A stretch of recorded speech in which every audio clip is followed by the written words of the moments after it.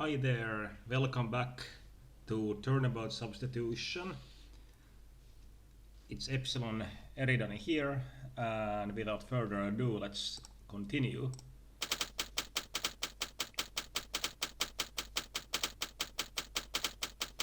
September 12, District Court number 6.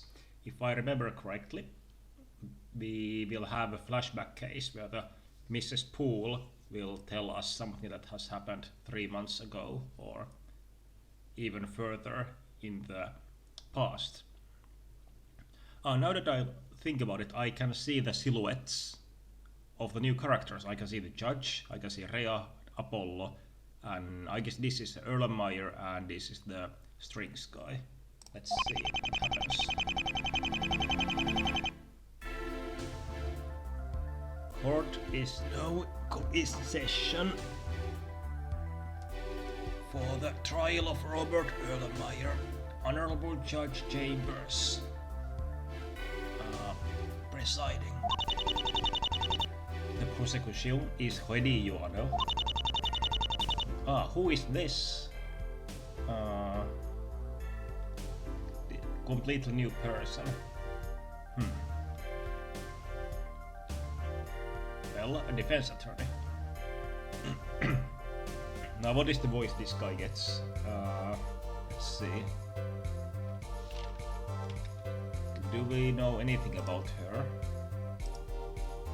No, there's nothing in the profiles, and my evidence is also from Apollo. Okay.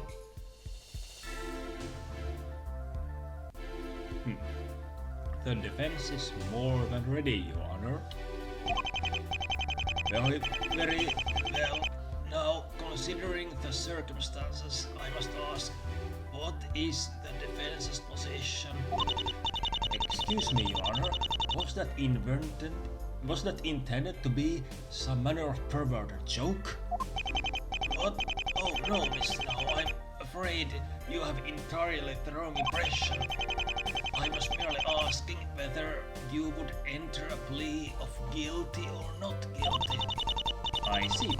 So, Your Honor was in the typical view of a man, expecting a young and innocent woman such as myself to let out a plea of some sort?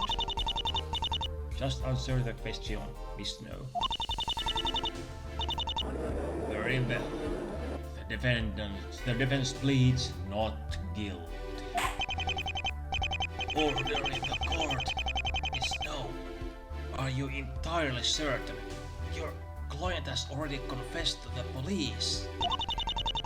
My client, Your Honor, is not in his right mind. His adolescent male brain likely concocted this enormous fabrication about being the mysterious bust killer out of pure fantasy. And to prove to the court this fact, I hereby call him to the stand.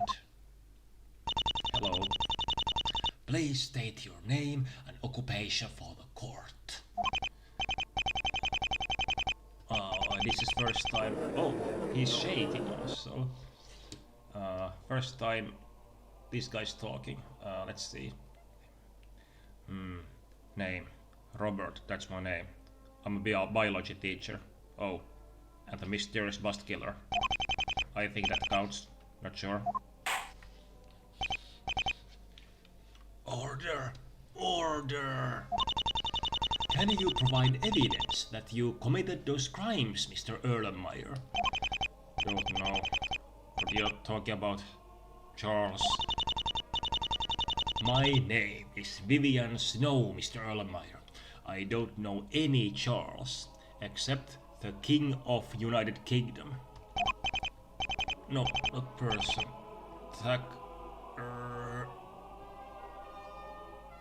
What is he talking about? Charles is a code name? Or an animal? Or statue? What is it? Miss Snow, why is the witness making sound effects? Ignore that, Your Honor. Mr. Erlenmeyer, how did you kill your victims? What weapons did you use? I Lot of questions. Must have forgotten.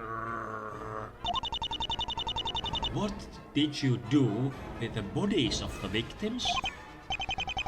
Wait, couldn't tell you. Tack. And what about the busts left at the crimes? What? Charles, I try to be good. I don't do anything with busts. Your Honor, if Mr. Erlenmeyer is truly the killer as he claims, he should know how the crimes were committed. The fact that he is unable to describe them proves that he is no killer, just an unsettled pathological liar in need of attention. Objection! Your Honor, the prosecution has proof that only Erlenmeyer could possibly be the serial killer. He was aware of specific details that the police kept secret during that investigation. Mr. Erlenmeyer, how many photos were left at the scenes? How many staves were on the music sheets? Each one. There were 13. 7. There were 13 pictures left at each crime scene. 7 staves on each sheet of music. Do you see what I mean, Your Honor? Yes, that is certainly visible. Now about your last victim, Nathan Witz. What can you tell us about him, Mr. Erlenmeyer? On the back, an armadillo hiding. Charles wasn't there. More nonsense. More nonsense. I'm sorry, but I can't see how this would relate. Objection! Your Honor, I will show you how the armadillo is related to the case. Thank you for your cooperation, Mr. Erlenmeyer. Now the prosecution would like to call a witness that will remove all doubt from this case. I'm sorry. I've been a bad boy, but there's no need to send me away. I'll punish myself, I promise. I'll pay for everything as soon as I'm out of here. Mice, they can be your friends, or your enemies just the same. You shouldn't worry about me. You should worry about them. You get lonely. They get lonely in their cages, you know. The prosecution calls Rea Witz, the sister of Erlenmeyer's last victim, to the stand. Here we go. Please state your name and occupation for the court. My name is Rea Witz. I work at the funeral home. I understand that these last few days have been hard for you, but I need you to tell us about the crime so that we can put your father's murderer where he belongs. Objection! Your Honor, the word he implies the murderer is male, based on the sexist stereotype that only men can be murderers. Therefore, it indirectly implicates that my client is the killer.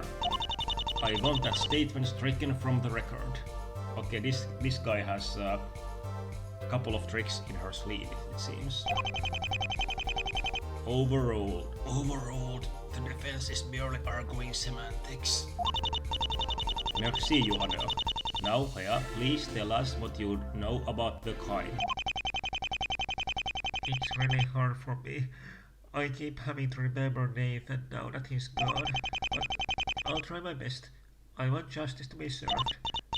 Well, Rea, did your father have any identify marks on other traits that we could use to identify his body if necessary? Well, I know he had a tattoo of an armadillo on his back. And how many people knew that he had this tattoo? Well, not many, only me and maybe our parents did. Precisely. Your Honor, only the victim's closest friends and relatives knew about the armadillo on his back. And yet, just a few minutes ago, what did Erlenmeyer describe for us about an armadillo on the back? What? The only person other than Nathan's loved ones who could have known about the tattoo was the killer himself. who would be none other than Robert Erlenmeyer. The victim would have to be shopless for the killer to take the photos, and yet the photos do not show his back. Because there is absolutely no connection between Erlenmeyer and Nathan. The only logical conclusion is that he must be the killer. That is quite conclusive. At this point, I believe I can safely render a verdict. Hold on here. Hold on. Where is the fucking witness testimony? That someone witnessed the crime, probably? Right? Where's that? Where's the murder weapon? How was he killed? Huh? Don't jump to conclusions, man. Come on. What? Objection! Thanks. Your Honor, the defense would like to change his plea from not guilty to insanity. Okay, if he... Okay, look, if your client is sent to insane asylum, it's not a hotel. It's hardly a better choice. Unless... No, it's not a good idea, but okay, let's go with it, Miss Snow. That should have been the defense's plea to begin with. Your Honor, the defense will need a full day to prepare its case with this plea. I don't think the judge will allow this. What? Okay, he was actually reasonable here, and... Okay, color me surprised. Very well. In that case, the defense has 24 hours to prepare its plea of insanity. Okay, we get some extra time to save him. I mean, let's see. That is all. The court is adjourned.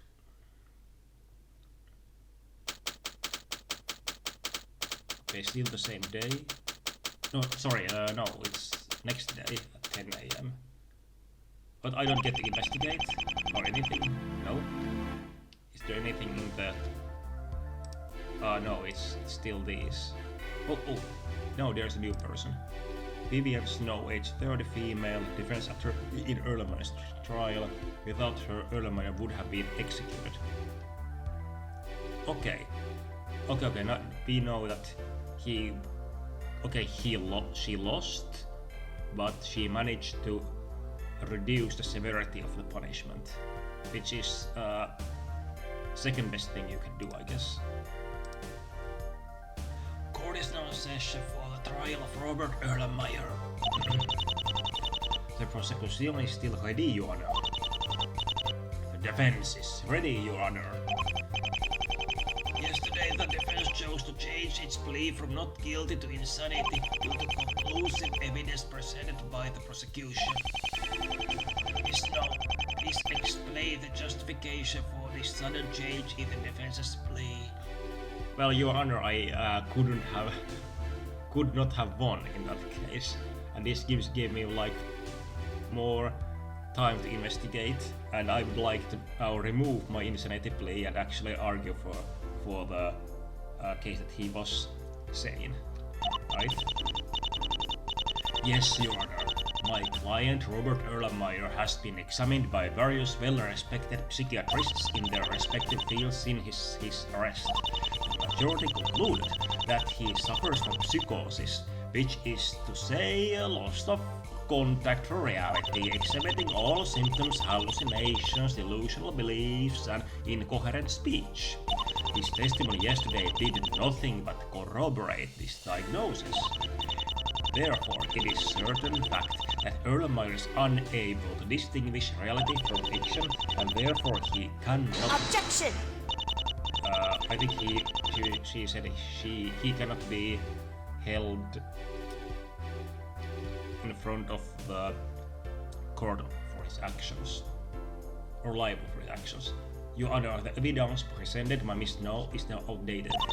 The same psychiatrists were asked to conduct various tests just yesterday. The purpose of these tests was to determine whether Erlenmeyer was able to distinguish between what he did and he did not do. The results of these tests can be found in his updated psychological profile. The court accepts this profile into evidence. Okay, do I actually get some court record here then? Let's see.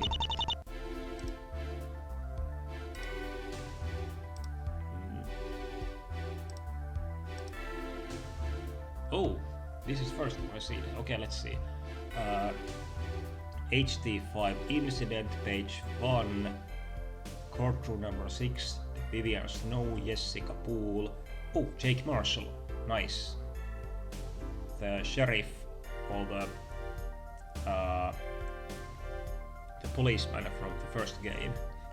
It's nice to see him again. Erlenmeyer is defendant, multiple victims and multiple causes of death. Rayavitz is witness, and Erlenmeyer was declared guilty. Second page, what current state closed, accused Erlenmeyer, crime, murders, sentenced for life in prison, asylum, no special conditions. Page 2b, case summary, nobody is found. In the victims' bedrooms, fake photos of victims naked were scattered around the room, forming a bust when viewed up close. The killer also left. This back button obscures the text. Let's see. The killer also left a music sheet signed by Josh Darwin. Okay. There's also page 3. Let's see. He is male, age 50, B-, blood type, biology teacher, diagnosed psychotic and confessed to committing murders, and there's some fingerprints. Okay. Page 4, okay, victim data. Ed Zeppelin, male, unmarried, killed in 2023. Let's see, Claire Dale, female, unmarried. Also 23, Mona Lott, female, unmarried, killed in, well, I guess 2024 or 23, I don't know. Jackpot. Okay, I know what you did there. Jackpot. Unmarried male, 2024. They are all unmarried, that is common, but I don't see any familiar names. Let's see, page 5. Oh my! From second case, sorry, second game, Ben J. Woodman is killed. That's too bad. Did I get just rickrolled here? In my own game. I'm not in my own, but by a final game. Okay. Unmarried male, unmarried male, unmarried male, unmarried male. No Mosney. Greater Blue. Killed in 2025, I guess. Page 6. Chambers, Nathan Witz, Sarabellum, Dandruff. 2025, 2026 killed. So let's see, he has killed 12 persons. These are all unmarried. No apparent connection between victims. The only connection police found was that every victim was single and lived in or near Los Angeles. Okay. Okay, 7 pages there. Bye.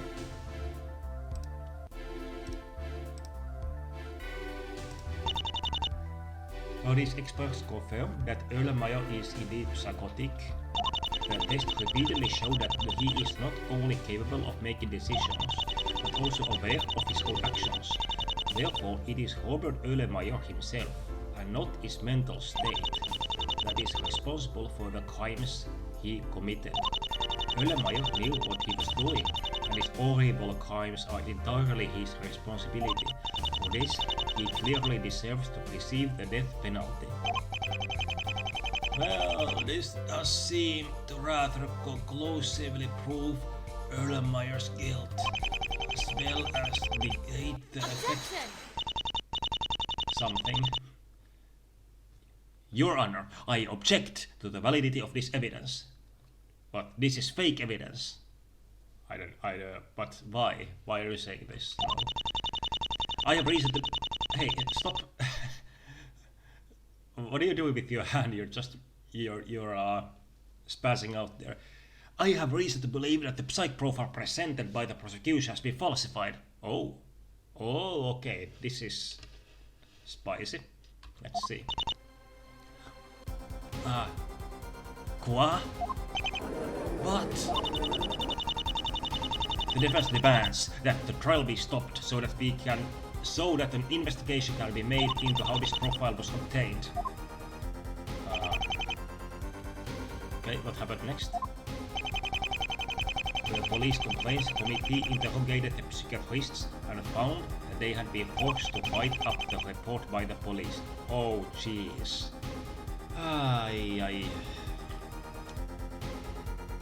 Corruption. And threats and intimidation. The dark age of the law, indeed. The tests upon which it was supposedly based were in fact never conducted. It was faked. The officer was acting under orders from Chief of Police Jake Marsh. God damn it, Jake! Are you kidding me? Jake Marshall. I had actual respect towards you, and now you pull this shit here? I'm so disappointed, Jake. The man known for his extreme methods. But that's just horrible. Yes, it is. As a result of this, Erlenmeyer's verdict was changed. While the court held that Erlenmeyer's was certainly dangerous to himself and others, the validity of the insanity plea became considerably more believable, so he was sent to prison asylum instead of being put to death. It's my fault for using that piece of evidence. But you fought for what you thought was right after all, Courtly Apollo. You still don't know the whole truth yet. That verdict did not reflect what had really happened. Jake Marshall. He was set up. He wasn't the one behind the forgery. I was. So this is what you're coming here to confess. You're hardly the first prosecutor in this game series to use forged evidence, but I thought also that you were above this, but I guess you're not. You've gotta be kidding me! How dare you! It's the truth, but I wasn't the only one involved. Judge Chambers, Chief Justice Twins, and I made an arrangement. I wanted Erlenmeyer's head on the plate. Chambers wanted revenge for the death of his brother, as Twins wanted more influence within the judicial system. Twins was to prepare the evidence and cover everything up. I would present it to the court and Chambers would accept it. When things went awry, Twins set Marshall up to take the fall for us. Those two didn't have a very good working relation, to say the least. Wait a minute. How could Snow have found out about this then? He must have been betrayed. I know I wasn't a traitor, so it had to be one of them. Well, that's good, because you should not use forged evidence. So that justice was served, I guess. Of course, neither would ever admit it, so I can only guess. Unless it was you who leaked the information. That reminds me, when I spoke to Judge Chambers the other day, strings interrupted us. He said he wanted to talk about business. What if it was related to what happened during that case? I suppose. My guess is that the judge was tempted to use what he knew about us to cut a deal with the police. His hope was probably that if he gave them information about the forgery, they could be persuaded to testify in a manner more favorable to his case. At least, that's probably Strong's fear, and why he came to the detention center. Even to remind Chambers that he was the one in charge, and that he was friends with the new chief of police. If Chambers thought Strings would be safe, but he would know of the betrayal and there would be ramifications. Now do you see why I was convinced that Judge was guilty? Especially if you had seen how devastated he was after Arthur's death. He was willing to do anything to avenge him. He had no trouble forging evidence so that Erlenmeyer would be put to death, and when that plan failed, it wouldn't be such a far cry to kill Erlenmeyer himself. By that time, however, I had become ashamed of what I did. I couldn't stand to see him walk down that path, maybe because it was so similar to my own. Prosecuting him was the only way I could find peace of mind. What are you going to do now, then? I'm tired of all these lies. Chambers' trial will be my last. I'm going to turn myself in. Good. Please do. But, Apollo, look. This is a deep conspiracy within the judicial system. You cannot just sweep this under the rug. And she claims that she will turn herself in, which is good. You should support it. And if she will not, then Apollo, you should do it yourself. But, Prosecutor Poole, you can't give up like that. I've already made up my mind. Apollo, let me be perfectly honest.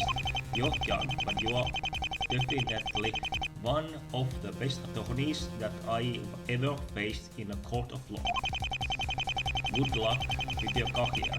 One day, I think your name may be even more widespread than that of a certain legendary defense attorney. Yeah, won't that be the day? Speaking of which, legendary defense attorney is still waiting for me in Bolivia. I think you mean Borginia instead of Bolivia, but okay. I'd better come up with a new excuse not to go to see him. Goodbye, Apollo Justice. I hope that you do not make the same mistakes that I did.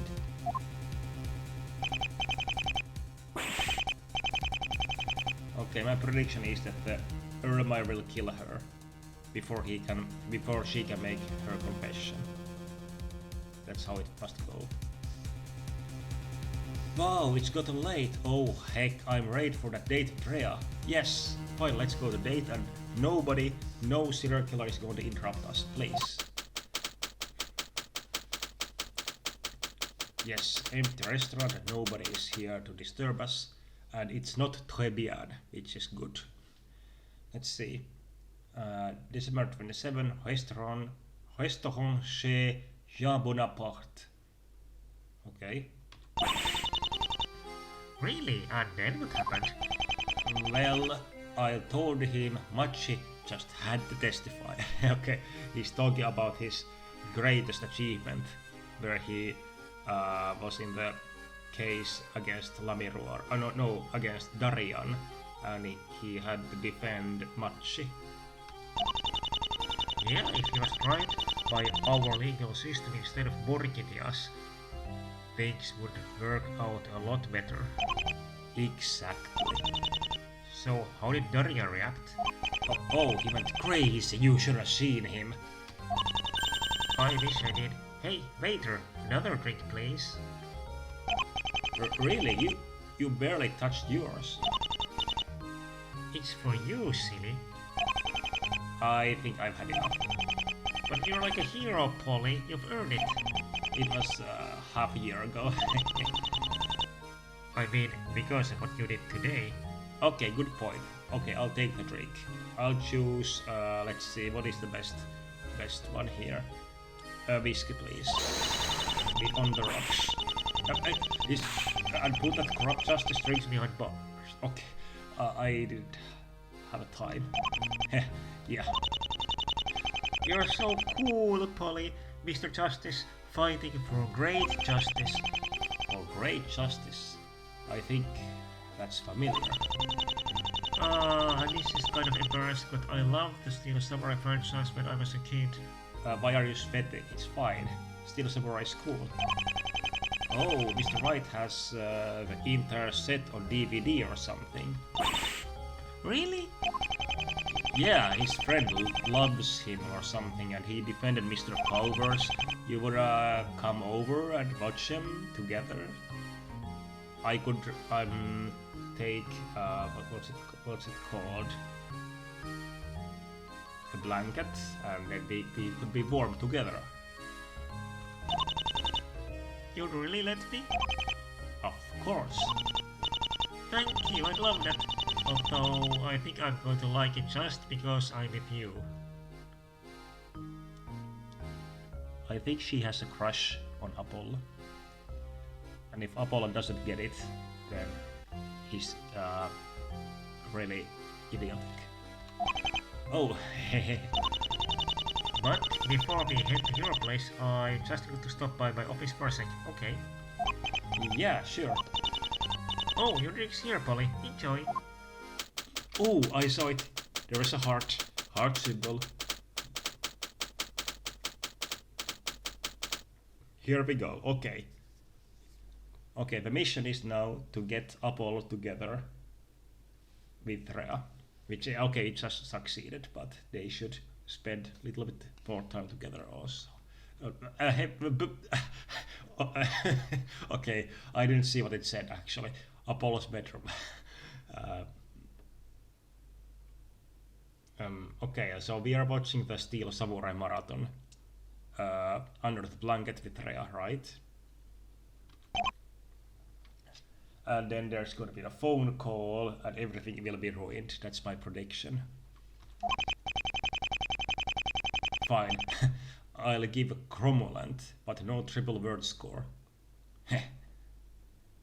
Wait a second. Are they playing the alphabet game, the Scrabble? Hey, Polly, wake up. Huh? Oh, hi, Rhea. Were you sleeping beside me or something? Sleep well? Yeah, the couch wasn't so bad. Okay. Ah, I see. Apollo was a gentleman. She slept on Apollo's bed, but Apollo slept at the couch. Okay, a good one, Apollo. Very good. Thanks for letting me stay over and sleep in your bed. I just didn't feel comfortable going home alone with Earl by your nose. He's on the run. I'm sure he's miles away, but no problem. So do you want ring and hello?